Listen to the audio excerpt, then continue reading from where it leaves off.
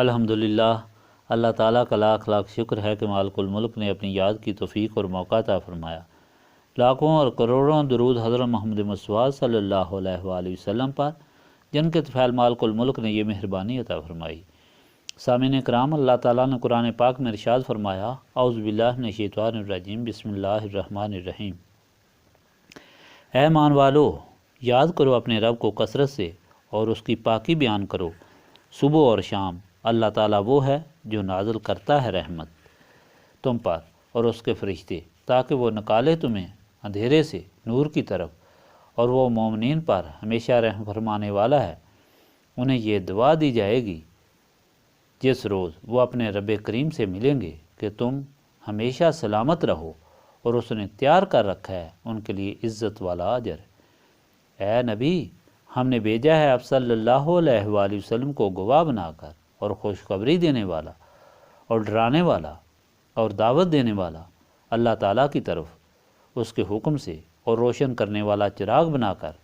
اور آپ صلی اللہ علیہ وآلہ وسلم خوشخبری سنا دیں مومنوں کو کہ ان کے لیے اللہ تعالیٰ کی جناب میں بڑا فضل ہے، اور نہ کہنا مانو کافروں اور منافقوں کا، اور درگزر کرو ان کی اذیت رسائی سے، اور بھروسہ رکھو اللہ تعالیٰ پر، اور کافی ہے اللہ تعالیٰ کارساز۔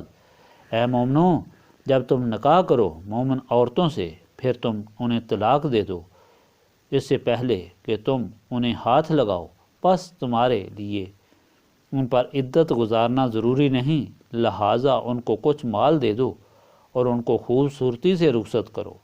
اے نبی، ہم نے حلال کر دی ہیں آپ صلی اللہ علیہ وآلہ وسلم کے لیے آپ کی ازواج، جن کے مہر آپ صلی اللہ علیہ وآلہ وسلم نے ادا کر دی ہیں، اور آپ صلی اللہ علیہ وآلہ وسلم کی کنیزیں جو اللہ تعالیٰ نے آپ صلی اللہ علیہ وآلہ وسلم کو عطا کی ہیں بطور غنیمت، اور آپ صلی اللہ علیہ وآلہ وسلم کے چچا کی بیٹیاں، اور آپ صلی اللہ علیہ وآلہ وسلم کی پھوپھیوں کی بیٹیاں، اور آپ صلی اللہ علیہ وآلہ وسلم کے ماموں کی بیٹیاں، اور آپ صلی اللہ علیہ وآلہ وسلم کی خالاؤں کی بیٹیاں جنہوں نے ہجرت کی آپ صلی اللہ علیہ وآلہ وسلم کے ساتھ، اور مومنہ عورت جو اپنے جان کی نظر کر دے نبی پاک صلی اللہ علیہ وآلہ وسلم کے لیے، اگر نبی پاک صلی اللہ علیہ وآلہ وسلم ان سے نکاح کرنا چاہیں۔ یہ صرف آپ کے لیے مخصوص ہے، دوسرے مومنین کے لیے نہیں۔ ہمیں خوب معلوم ہے جو ہم نے مقرر کی ہے مسلمانوں پر ان کی بیویوں اور کنیزوں کے بارے میں، تاکہ آپ صلی اللہ علیہ وآلہ وسلم پر کسی قسم کی تنگی نہ رہے، اور اللہ تعالیٰ بہت بخشنے والا اور رحم فرمانے والا ہے۔ اور جس کو چاہیں دور کر دیں اپنی ازواج سے، جس کو چاہیں اپنے پاس رکھیں، اور اگر طلب کریں جن کو آپ صلی اللہ علیہ وآلہ وسلم نے علیحدہ کر دیا، تب بھی آپ پر کوئی مذائقہ نہیں۔ یہ بات زیادہ قریب ہے اس کے کہ ان کی آنکھیں ٹھنڈی ہوں گی اور وہ غمگین نہیں ہوں گی، اور سب کی سب خوش رہیں گی اس پر جو کچھ آپ انہیں عطا فرمائیں گے۔ اور اللہ تعالیٰ جانتا ہے جو تمہارے دلوں میں ہے، اور اللہ تعالیٰ سب کچھ جاننے والا بڑا بردبار ہے۔ حلال نہیں آپ کے لیے دوسری عورتیں ان کے بعد، اور نہ اس کی اجازت ہے کہ آپ تبدیل کریں ان ازواج سے دوسری بیویاں، اگر یہ پسند آئے آپ کو ان کا حسن بجز کنیزوں کے، اور اللہ تعالیٰ ہر چیز پر نگہبان ہے۔ پچھلے فرمان الہی میں حکم ہوا کہ اللہ تعالیٰ کے بندے مسلمان مرد اور مسلمان عورتیں ہوتی ہیں، مومن مرد اور مومن عورتیں ہوتی ہیں، صبر کرنے والے مرد اور صبر کرنے والی عورتیں، خیرات کرنے والے مرد اور خیرات کرنے والی عورتیں ہوتی ہیں، روزہ رکھنے والے مرد اور روزہ رکھنے والی عورتیں ہوتی ہیں، اپنی عصمت کی حفاظت کرنے والے مرد، حفاظت کرنے والی عورتیں ہوتی ہیں، کثرت سے ذکر کرنے والے اور ذکر کرنے والی ہوتی ہیں۔ ان لوگوں کے لیے اللہ تعالیٰ نے مغفرت اور اجر عظیم دینے کا وعدہ کیا۔ اس کے بعد یہ حکم ہوا کہ جو اللہ تعالیٰ کا حکم ہو مومن اس پر اعتراض نہیں کرتے۔ اللہ تعالیٰ کا حکم ہوا نبی پاک صلی اللہ علیہ وآلہ وسلم کو کہ منہ بولا بیٹا نہیں بن سکتا، نہ جائیداد کا وارث ہو سکتا ہے، اور اگر وہ اپنی بیوی کو طلاق دے دے تو منہ بولا بیٹا بنانے والا اس سے نکاح کر سکتا ہے۔ اس حکم پر لوگوں کے طعنوں کا خطرہ تھا، مگر اللہ تعالیٰ نے فرمایا ان کی طعنہ زنی کا کوئی خیال نہ کریں، اور آپ صلی اللہ علیہ وآلہ وسلم اس رسم کو توڑ دیں۔ اور حضرت زید نے حضرت زینب کو طلاق دے دی۔ آپ صلی اللہ علیہ وآلہ وسلم ان سے نکاح کر لیں، چنانچہ حضور پاک صلی اللہ علیہ وآلہ وسلم نے کفار و مشرکین کی پرواہ نہ کی اور اللہ تعالیٰ کے حکم کے مطابق نکاح کر لیا، اور اس طرح مومنین کے لیے اس حکم الہی پر عمل کرنا آسان ہو گیا، کیونکہ اللہ تعالیٰ سے ڈرنے والے کسی سے نہیں ڈرتے۔ ایک عظیم الشان نقطہ واضح فرمایا کہ اللہ تعالیٰ کے رسول صلی اللہ علیہ وآلہ وسلم کسی کے باپ نہیں۔ آپ صلی اللہ علیہ وآلہ وسلم کی اولاد نرینہ کو بڑا نہیں ہونے دیا، بلکہ بچپن میں ہی ان کا انتقال ہو گیا، اور منہ بولا بیٹا بنانے کی اجازت بھی نہ دی، بلکہ رواج ہی ختم کر دیا گیا، اس لیے کہ آپ صلی اللہ علیہ وآلہ وسلم آخری نبی ہیں۔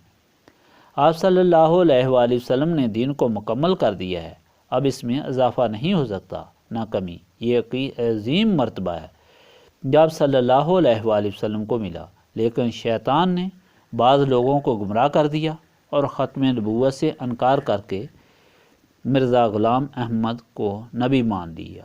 اس عظیم گناہ اور کفر کا جواب اللہ تعالیٰ نے پہلے ہی دے دیا تھا، اور ساتھ فرما دیا اللہ تعالیٰ چونکہ ہر چیز کو جاننے والا ہے، اس لیے اس نے اس فتنے کے برپا ہونے سے پہلے ہی اس کے جھوٹا ہونے کا اعلان کر دیا۔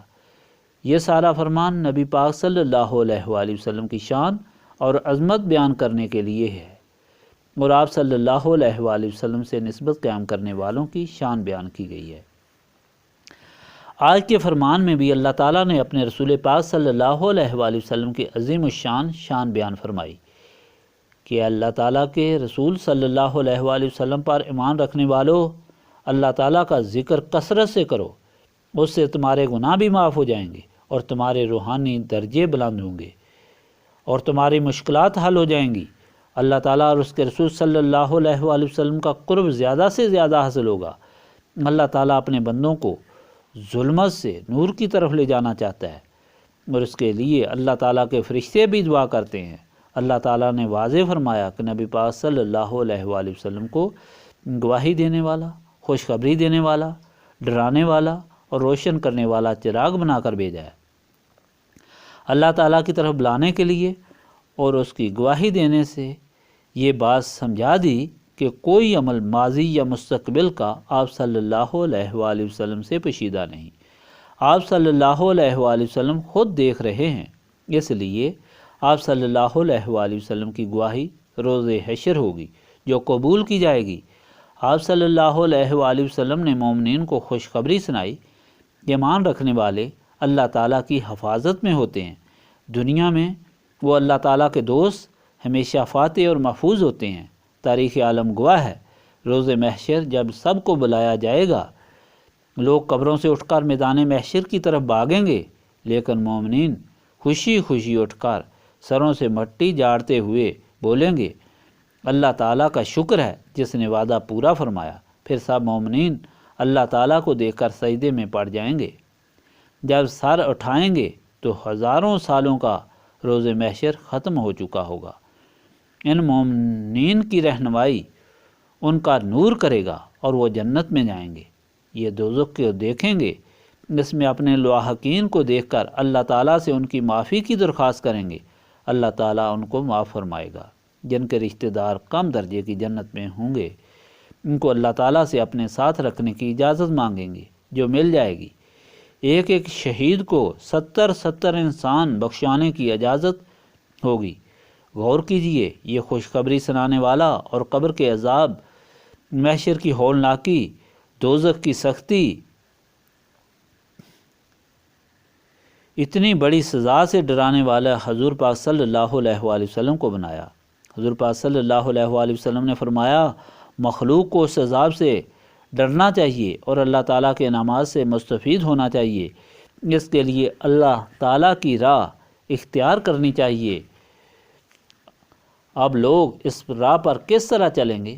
بلانے والا بلاتا رہے، سننے والا سنتا رہے، جب تک روشنی سے راستہ منور نہ ہو کوئی منزل تک نہیں پہنچ سکتا۔ کوئی کانٹوں میں پھنسے گا، کوئی دیوار سے ٹکرائے گا، کوئی گڑھے میں گرے گا۔ حضور پاک صلی اللہ علیہ وآلہ وسلم کو بلانے والا، روشن کرنے والا چراغ بنا کر بھیجا گیا ہے۔ اب جو بھی اپنے دل و دماغ کو روشن کرنے والے چراغ سے روشن کرے گا وہی اس صراط مستقیم کو پا لے گا اور منزل مقصود تک پہنچے گا، اور اسی نسبت سے وہ نور حاصل کرے گا جیسے وہ نفس اور شیطان کو مغلوب کر کے اللہ تعالیٰ اور رسول پاک صلی اللہ علیہ وآلہ وسلم کی محبت حاصل کرے گا، انعامات سے مستفید ہوگا۔ اب اس فرمان میں یہ بھی بتلا دیا گیا کہ مومنین کس طرح زندگی گزاریں، اور زندگی کی ضرورت جو نکاح ہے کس سے کر سکتا ہے اور کس سے اجازت ہے۔ جو لوگ یعنی مشرکین یہود اور نصارہ جو اعتراض کرتے تھے نبی پاک صلی اللہ علیہ وآلہ وسلم کی ازواجی زندگی کے متعلق، انہیں جواب اس طرح دیا کہ اللہ تعالیٰ کے رسول صلی اللہ علیہ وآلہ وسلم کو اللہ تعالیٰ نے اپنی طرف سے ہر طرح کی زندگی گزارنے کی اجازت دی ہے۔ جس سے مرضی ہے نکاح کریں، جس کو چاہیں طلاق دیں، اور جس طرح چاہیں زندگی گزاریں۔ اس فرمان میں سب سن چکے ہیں۔ سامعین کرام، تمام فرمان الہی میں نبی پاک صلی اللہ علیہ وآلہ وسلم کی شان بیان کی گئی ہے۔ آپ صلی اللہ علیہ وآلہ وسلم سے نسبت حاصل کرنے والے غلاموں کی شان بیان کی گئی ہے۔ ذکر الہی کی کثرت سے لے کر ازواجی زندگی اپنی مرضی سے گزارنے تک کی شان بیان کی گئی ہے۔ ذکر الہی کی برکت کے متعلق بے شمار احادیث ہیں۔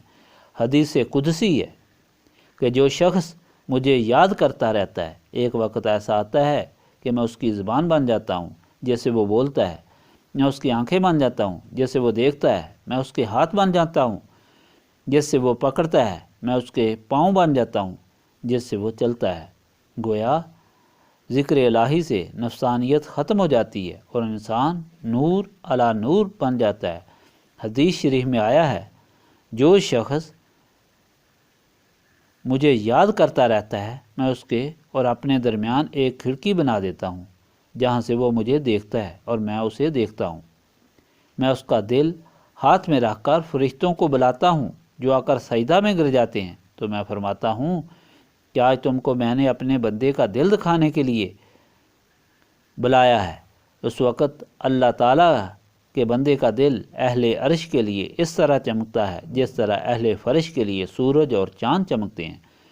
اللہ تعالیٰ فرماتا ہے، جب تک بندہ مجھے یاد کرتا رہتا ہے میں اسے یاد کرتا ہوں۔ جس مجلس میں وہ مجھے یاد کرتا ہے میں اس سے بہتر مجلس میں اسے یاد کرتا ہوں۔ میری طرف سے فرشتوں کی جماعت مقرر ہے، جہاں بھی میرے بندے مجھے یاد کرتے ہیں وہ ان پر پھیلائے رکھتے ہیں۔ ان کی مجلس ختم ہونے پر فرشتے اللہ تعالیٰ کے سامنے حاضر ہوتے ہیں۔ اللہ تعالیٰ ان سے پوچھتا ہے کہ کہاں گئے تھے؟ وہ عرض کرتے ہیں کہ تیرے بندے تیری یاد کر رہے تھے، ہم نے ان پر اپنے پر پھیلائے رکھے۔ اللہ تعالیٰ پوچھتا ہے وہ کیا مانگتے تھے اللہ تعالیٰ سے؟ وہ عرض کرتے ہیں کہ وہ اپنی مغفرت مانگتے ہیں۔ اللہ تعالیٰ فرماتا ہے کہ گواہ رہو میں نے ان کو بخش دیا ہے۔ وہ کہتے ہیں کہ ان میں کچھ ایسے ہی آ کر بیٹھ گئے تھے۔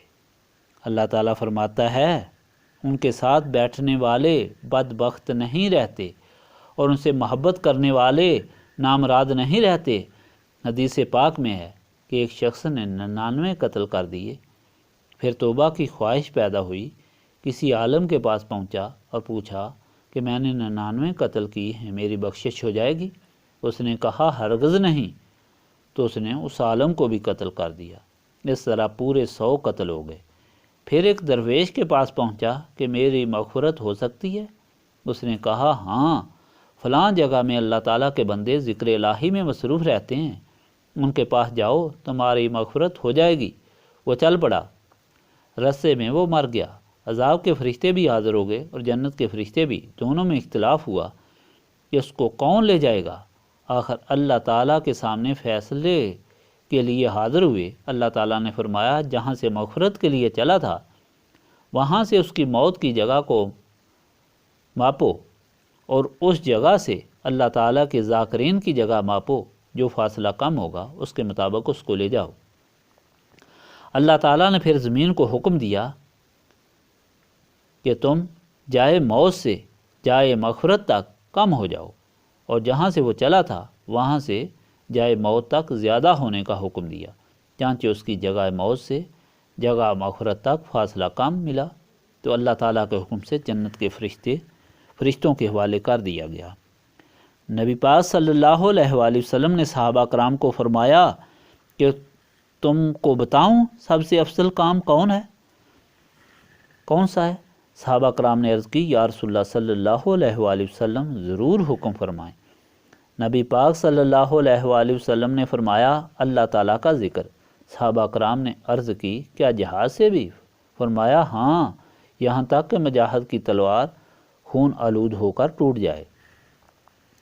لیکن یاد رکھیں، ذکر کی یہ طاقت، ہمت اس وقت ہو سکتی ہے جب روشن کرنے والے چراغ سے نسبت ہو، دل و دماغ ظلمت سے پاک ہوں، شیطان اور نفس کے قبضے سے آزاد ہوں۔ گویا نسبت رسولی صلی اللہ علیہ وآلہ وسلم ہی انسان کو ذکر الہی کرنے والا بناتی ہے، اور نسبت رسولی صلی اللہ علیہ وآلہ وسلم ہی سے اپنی زندگی میں ازواجی زندگی اللہ تعالیٰ کے حکم سے گزار سکتے ہیں۔ اس لیے ہم یہاں بیٹھ کر سینوں کو یاد الہی سے پاک کرنے کی کوشش کرتے ہیں۔ استغفر اللہ العظیم الذی لا الہ الا هو الحی القیوم واتوب الیہ۔ استغفر اللہ العظیم الذی لا الہ الا هو الحی القیوم واتوب الیہ۔ استغفر اللہ العظیم الذی لا الہ الا هو الحی القیوم